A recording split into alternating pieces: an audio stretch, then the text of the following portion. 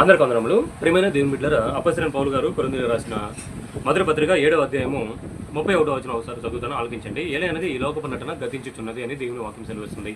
ఈ లోకంలో మనం జీవిస్తున్న, బ్రతుకుతున్న ఇది ఏదైతే ఉందో ప్రతిదీ కూడా ఇది ఒక నటన అని, ఈ నటన ముగించుతున్నదని, గతించుచున్నదని, ఈ లోకము అనే యాత్రలో మనం ఒక పాత్రగా ఉన్నామని, ఈ పాత్ర దేవునికి నచ్చినట్టుగా, దేవుడు కోరుకునే విధంగా, దేవుడు అంగీకరించే విధంగా జీవిస్తేనే మనం పరలోకం చేరతామని దేవుని వాక్యం సెలవిస్తుంది. ప్రియమైన దేవుని బిడ్డలారా, ఈ లోకం అనే ఈ యాత్రలో మనం ఒక పాత్రగా ఉన్నాము. ఈ పాత్రను ఎలాగా మనం జీవించాలి అంటే, హెబ్రీయులకు రాసిన పత్రిక 12వ అధ్యాయము 14వ వచనంలో ఏమని తెలియజేస్తుందంటే, అందరితో సమాధానమును పరిశుద్ధత కలిగి ఉండటకు ప్రయత్నించండి, పరిశుద్ధత లేకుండా ఎవరినో ప్రభువును చూడడానికి దేవుని వాక్యం సెలవుస్తుంది. మనము అందరితో సమాధానము పరిశుద్ధత కలిగి జీవించాలంట. పరిశుద్ధత లేకుండా ప్రభువును చూడలేమంట. ప్రియమైన దేవుని బిడ్డలారా, అందరితో సమాధానం కలిగి ఉండటానికి మనం ప్రయత్నించాలి అంటే ఉండమనే అర్థం. దాని అర్థం ప్రియమైన దేవుని బిడ్డలారా ఆలోచించండి.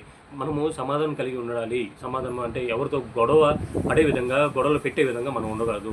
గొడవలు పడుతున్నా కానీ విడదీసే విధంగా, లేదా వారి ఇద్దరి మధ్య సఖ్యత, సమాధానము, ప్రేమ, శాంతి వారి మధ్య సమకూర్చే విధంగా మనం ఉండాలి. కానీ వారి మధ్య గొడవలు పెట్టే విధంగా, గొడవలు పడే విధంగా మనం ఉండకూడదు.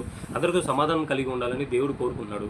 సమాధాన పరిచేవారు ధన్యులు అని దేవుని వాక్యం కూడా సెలవిస్తుంది. అదేవిధంగా పరిశుద్ధత కలిగి జీవించాలంటే, మనము జీవించే యాత్రలో మన పాత్ర ఏమై ఉండాలంటే పరిశుద్ధత అయి ఉండాలి, పవిత్రంగా జీవించాలి. ఎందుకంటే ఈ మాట, మనము పాపం అంటని వారిగా ఉండాలి. మనం లోకంలో ఉంటున్నా కానీ, ఒక కలవకు ఎలాగైతే బురదలో ఉంటున్నా కానీ పాపం ఆ బురద అంటకుండా ఎలాగ జీవిస్తుందో, అదేవిధంగా ఉప్పు చేప ఉప్పులో పెరుగుతున్నా కానీ ఉప్పు అంటకుండా ఎలాగ జీవిస్తుందో, మనం కూడా ఈ లోకం అనే ఈ పాపపు లోకంలో మనము జీవిస్తున్నా కానీ పాపం అంటకుండా జీవించాలి, పరిశుద్ధంగా పవిత్రంగా జీవించాలి.